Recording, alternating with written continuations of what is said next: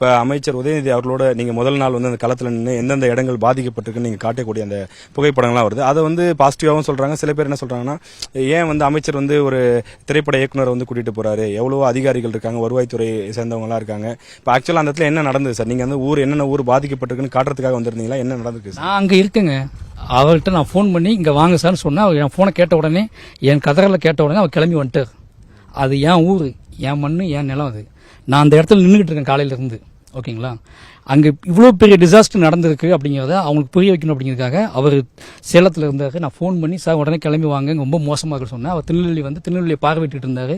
கிளம்பி என் ஊருக்கு வாங்க சார் அப்படின்னு சொன்னேன். கிளம்பி வந்து நான் கதறனை கேட்டு கிளம்பி உடனே வந்தார். வந்து அவ்வளோ விஷயத்தையும் விளக்கி சொன்னேன். இது வந்து உள்ளே போகிறதுங்கிறது பெரிய விஷயம் சார்.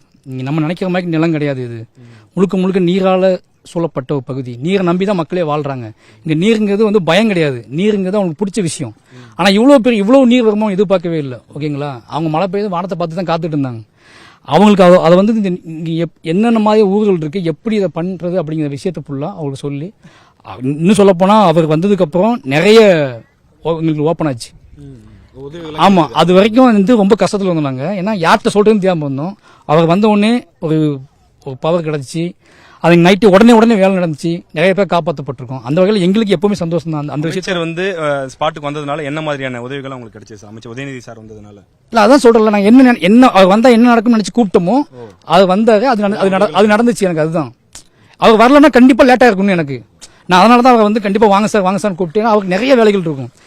எல்லா ஊருக்கும் அவர் போகணும்னா நான் இந்த எப்படியாவது வந்துருங்க சார், வந்து பார்த்துட்டு போயிடுங்க சார்னு சொல்லி அவர் வந்து பார்த்ததுக்கு அப்புறம் கிட்டத்தட்ட 200க்கும் மேற்பட்ட மக்களை வந்து உடனே நைட்டே காப்பாற்ற முடிஞ்சு.